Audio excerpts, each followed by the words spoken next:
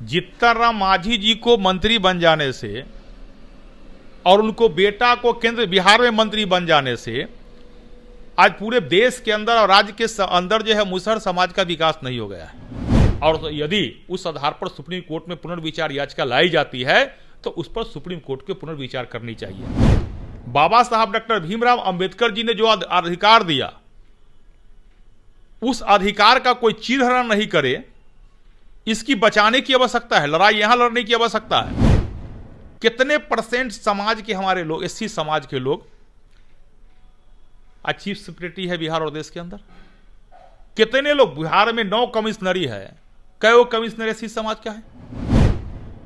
कितने आईएएस और कितने आईपीएस बिहार के अंदर एससी समाज का है?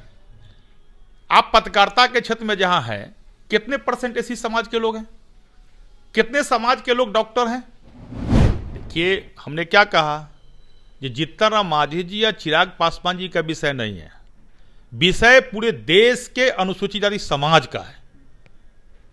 पूरा घर जल रहा है, पूरा देश जलने की स्थिति में है।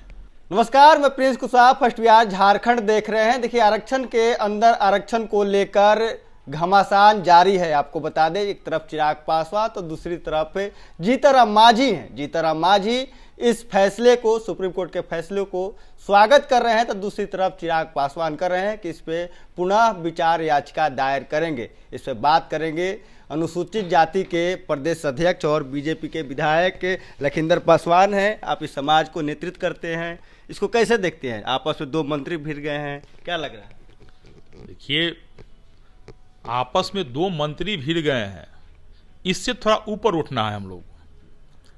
आखिर आपस में 2 मंत्री भिड़े, एससी समाज पूरे देश के अंदर 2 पार्ट में बंट जाए जी।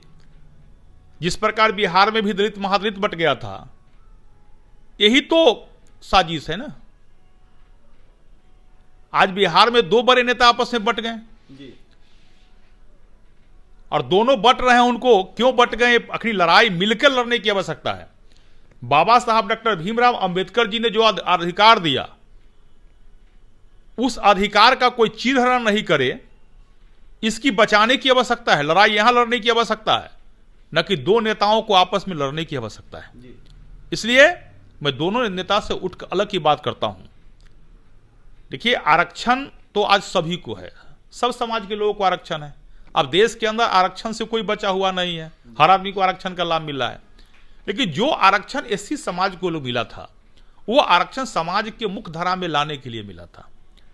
आर्थिक स्थिति, सामाजिक स्थिति, शैक्षणिक स्थिति, ये सब कुछ सुधार के आधार पर, और अछूतता, जिसको अछूत कहता है, वो सब समाप्त हो जाए, हमारी समानता का अधिकार हो जाए। इसलिए बाबा साहब भीमराव अंबेडकर जी ने आरक्षण इस देश को और हम लोग को आरक्षण दिया था। आरक्षण कोई खैरात नहीं है, कोई एहसान नहीं था। आरक्षण का मतलब था ये समाज का रिप्रेजेंट करना। आज मैं पूछता हूं, जीतन मांझी जी हो या जो हो, कितने परसेंट समाज के हमारे लोग, एससी समाज के लोग आज चीफ सेक्रेटरी है बिहार और देश के अंदर? कितने लोग बिहार में 9 कमिश्नरी है, कई कमिश्नर एससी समाज का है? कितने आईएएस और कितने आईपीएस बिहार के अंदर एससी समाज का है? आप पत्रकारिता के क्षेत्र में जहां है, कितने परसेंट एससी समाज के लोग हैं? कितने समाज के लोग डॉक्टर हैं? आज एससी समाज के कितने परसेंट लोग जो है न्यायपालिका के क्षेत्र में है? जहां जाइएगा नगण्य दिखाई देगा, 0 दिखाई देगा, इक्का तुक्का 1-8% दिखाई देता है।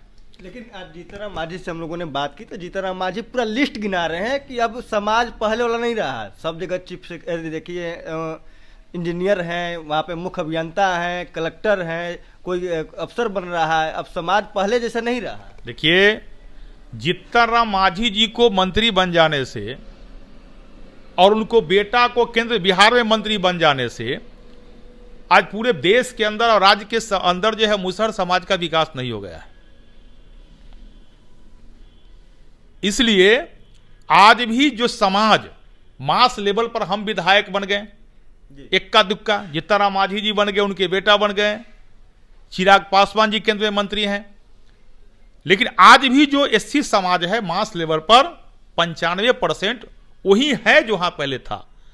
देश के सबसे माननीय प्रधानमंत्री नरेंद्र मोदी के नेतृत्व में जो विकास हुआ है वो विकास के आधार पर परिवर्तन हुआ है, बहुत सा सुधार हुआ है, बहुत सा विकास हुआ है।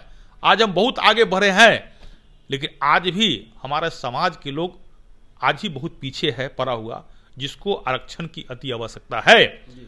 और यह आरक्षण के जब आवश्यकता है तो दलितों में महादलित बिहार में भी बहुत पहले हुआ है।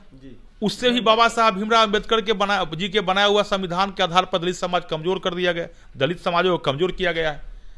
और आज दलित के अंदर आरक्षण, अनुसूचित जाति के अंदर आरक्षण में आरक्षण एक बड़ा सा साजिश है। और इस साजिश के तहत दलित समाज के दो पार्टों में बांटने की एक साजिश है। जिस प्रकार बिहार में आपने दो बड़े नेताओं का बयान आप बता रहे हैं, तो बिहार में दो बड़े नेताओं का बयान ऐसा हो सकता है तो आप समझ सकते हैं इसी से पूरे देश के अंदर दलित समाज को बांटने का कितना बड़ा साजिश चल रहा है। 2018 में भी सुप्रीम कोर्ट ने एक निर्णय लाया था, उसमें अनुसूचित जाति अनुसूचित जनजाति अत्याचार अधिनियम को कमजोर करने की साजिश हुई थी। हम देश के यशस्वी माननीय प्रधानमंत्री नरेंद्र मोदी जी को धन्यवाद देते हैं। उन्हें दलितों को दर्द को समझा, दलितों का अधिकार को समझा, और उस समय भारतीय जनता पार्टी की सरकार और देश के यशस्वी माननीय प्रधानमंत्री जी के द्वारा लोकसभा में अध्यादेश लाकर और सुप्रीम कोर्ट के निर्णय को बदला गया। और अभी जो सुप्रीम कोर्ट ने जो लाया है निर्णय आरक्षण के अंदर आरक्षण, यह अच्छी नहीं है। जब इससे पूरे देश के दलित समाज के लोग मर्माहत है, सब लोग दुखी है, और इस कारणों से दलित समाज के अंदर एक आग सुलग रही है। और यह आग जो है विकराल रूप धारण कर नहीं कर ले, इसका चिंतन हम सबों की भी करने की आवश्यकता है, सुप्रीम कोर्ट के भी करने की आवश्यकता है, क्योंकि सुप्रीम कोर्ट न्यायाधीश है, न्यायपालिका है। और 2018 में जब रोड पर उतर गया था दलित समाज के लोग, कहीं ऐसा स्थिति पूरे देश के अंदर नहीं बन जाए, इसलिए भारतीय जनता पार्टी भी और हम सब दलित समाज के लोग भी, अन्य संगठन का जो नेता है, संगठन अनुसूचित जाति संगठन के नेता हैं, वो सब लोग बात कर रहे हैं पुनर्विचार याचिका सुप्रीम कोर्ट में लाया जाएगा। और पुनर्विचार याचिका पर सुप्रीम कोर्ट को निर्णय लेना है। 1975 में भी कृष्णा अय्यर जी उस समय के तत्कालीन न्यायाधीश थे, और इस प्रकार का जब निर्णय आया था तो उन्होंने लिखा था जब सुप्रीम कोर्ट के द्वारा जब कोई निर्णय आवे और उससे आम जन असंतुष्ट है, भावनात्मक किसी को ठेस पहुंचता है, और यदि उस आधार पर सुप्रीम कोर्ट में पुनर्विचार याचिका लाई जाती है तो उस पर सुप्रीम कोर्ट के पुनर्विचार करनी चाहिए।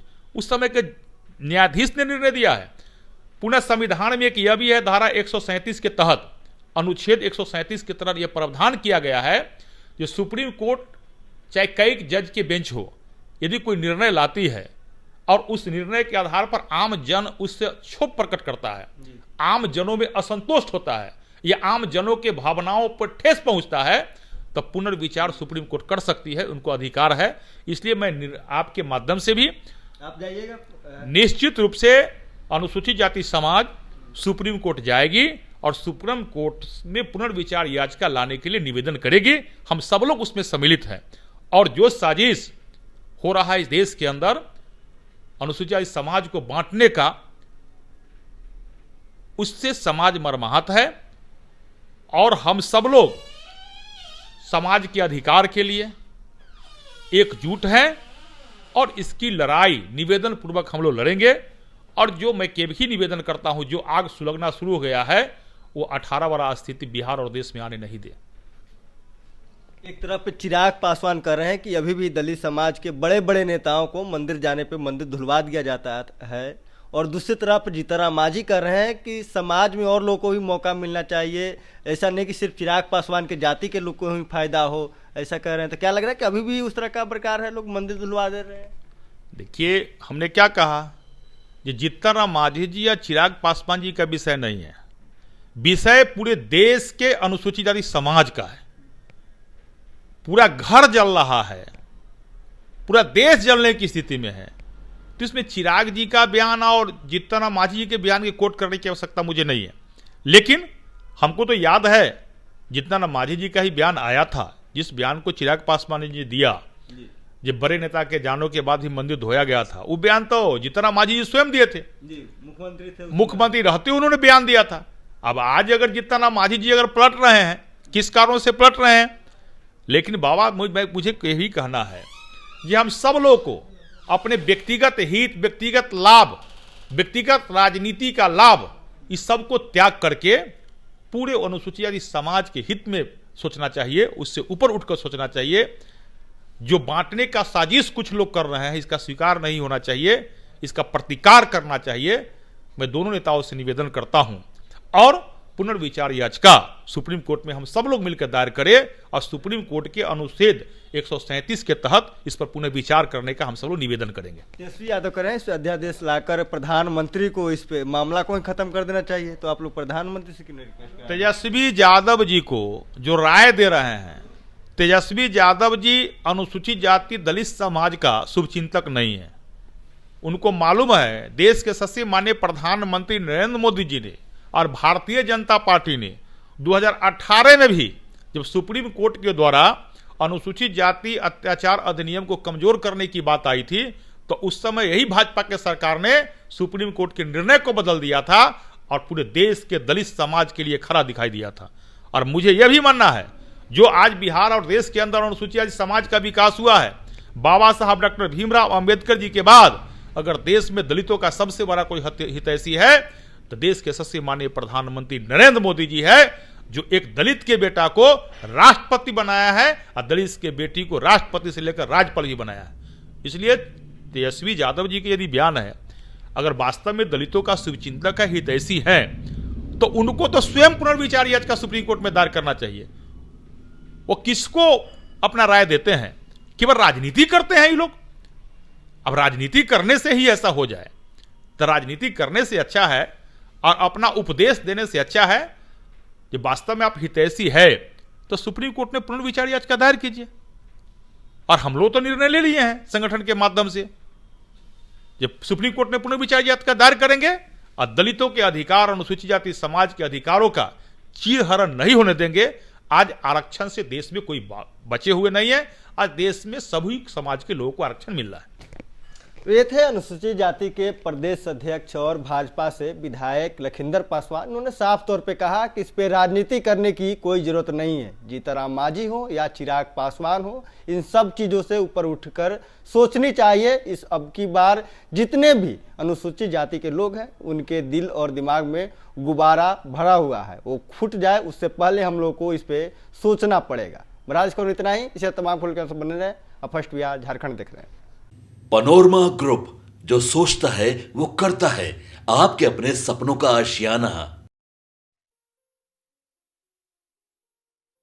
ये लो मुंह मीठा करो, आज मैंने अपना जॉब छोड़ दिया, अब हम पूर्णिया वापस जाएंगे। जॉब छोड़ दिया है? मतलब ये घर कैसे चलेगा? हम करेंगे क्या? और माँ बाबूजी क्या बोलेंगे? इसलिए मैं एक और मिठाई का डब्बा लाया। अपने बिजनेस के लिए लोन अप्रूव हो गया। अरे लोन अप्रूव हो गया वो तो ठीक है, लेकिन पूर्णिया में हम रहेंगे कहाँ? अपना घर भी तो नहीं है वहाँ। इसलिए तो एक और मिठाई का डब्बा अलग से लाया हूँ। हमने पूर्णिया में घर ले लिया है, पूर्णिया के ई होम्स पैनोरमा में।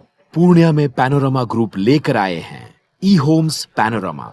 बड़ा घर, आलीशान जिंदगी और अत्याधुनिक सुविधाओं के संग। अरे अब क्यों मुंह मीठा करवा रही हो? क्योंकि हम घर वापसी जो कर रहे हैं। घर वापसी की खुशी पूर्णिया में ई होम्स पैनोरमा के संग।